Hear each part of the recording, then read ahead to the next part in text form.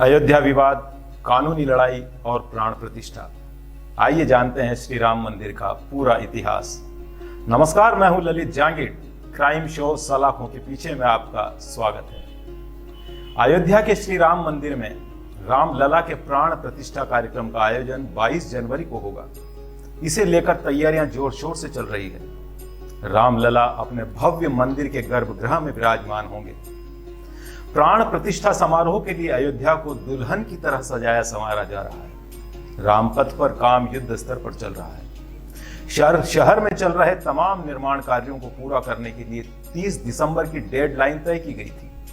प्रधानमंत्री नरेंद्र मोदी की उपस्थिति में 22 जनवरी को राम मंदिर का लोकार्पण होने वाला है और इसी दिन मंदिर में रामलला की प्राण प्रतिष्ठा होगी। इसके बाद 26 जनवरी से श्रद्धालु मंदिर के गर्भगृह में रामलला के दर्शन पूजन कर पाएंगे। इसे लेकर देश और दुनिया के अलग अलग देशों में रहने वाले राम भक्तों में बड़ा उत्साह है। जिस मंदिर में जाकर भक्त प्रभु श्री राम के दर्शन के लिए उत्साहित हैं, उस मंदिर का इतिहास काफी रोचक है। सबसे पहले यह जानना जरूरी है कि अयोध्या विवाद आखिर क्या था।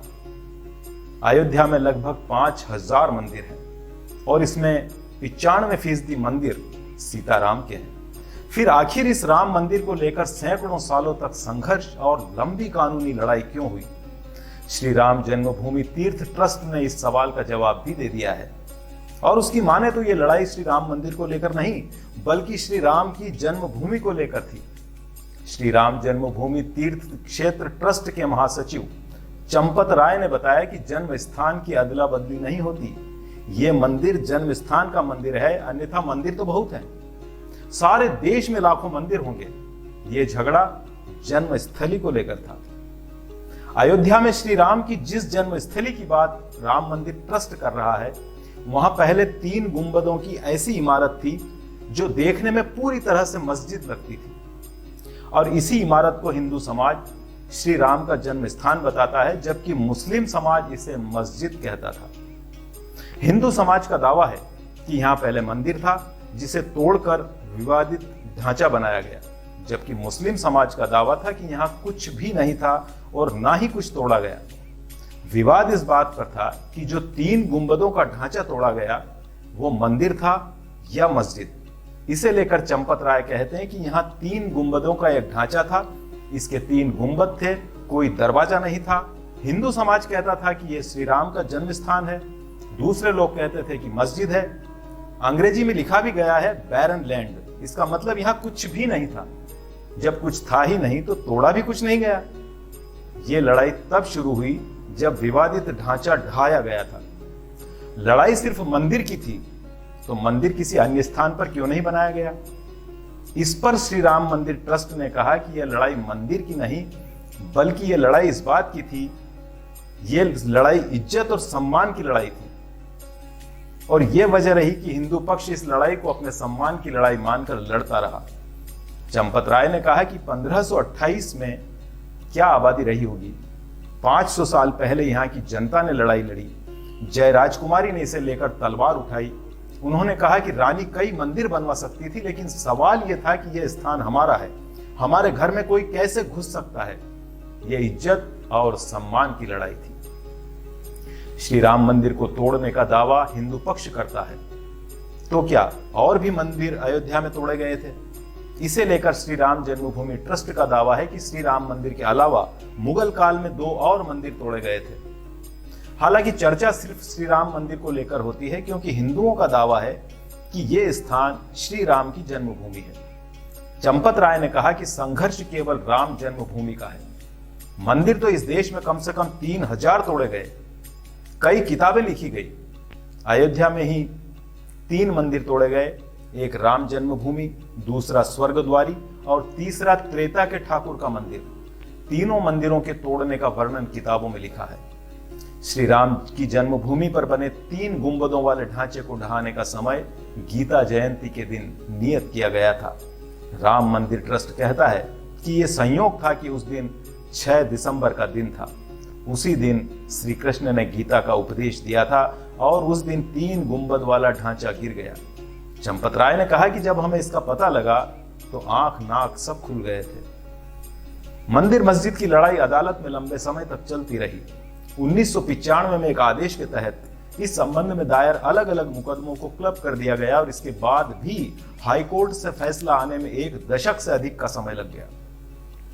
और जब फैसला आया तो दोनों पक्षों ने उसे पूरे मन से स्वीकार नहीं किया और दोनों पक्ष 2011 में सुप्रीम कोर्ट चले गए। सुप्रीम कोर्ट में सारे दस्तावेज अंग्रेजी में अनुवाद होकर जमा होने चाहिए, तभी सुनवाई होती है।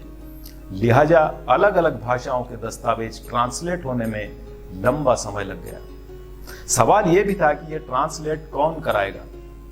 2017 में यूपी में योगी आदित्यनाथ की सरकार बनने के बाद यूपी सरकार ने इन दस्तावेजों को ट्रांसलेट करने की जिम्मेदारी उठाई।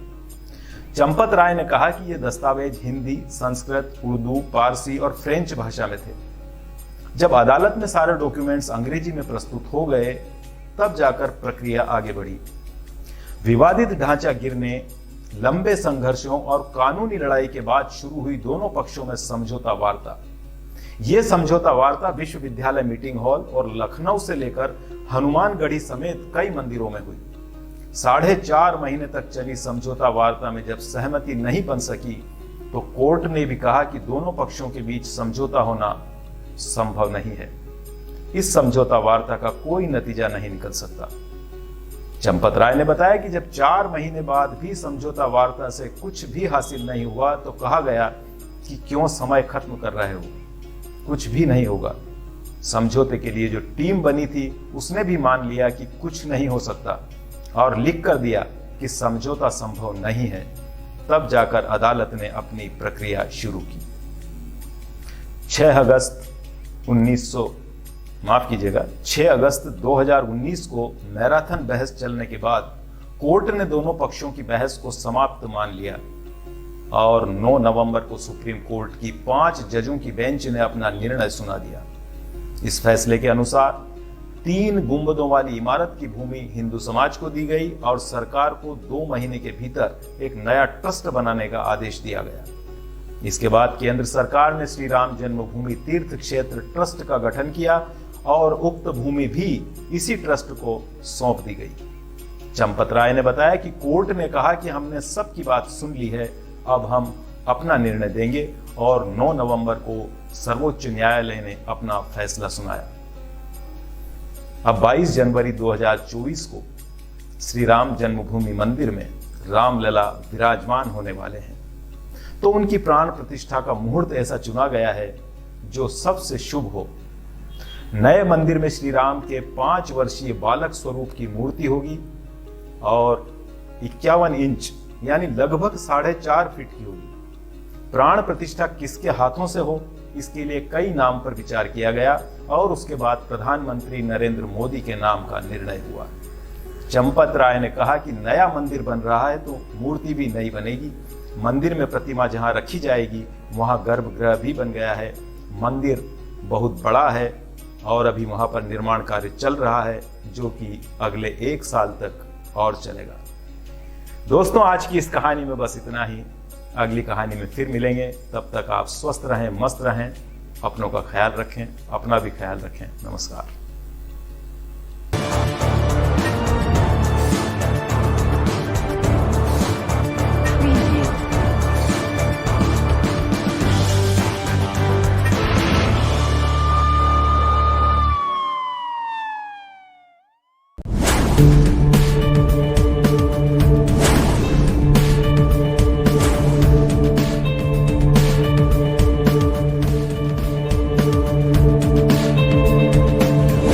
अतुल्य भारत न्यूज, भारत की आवाज।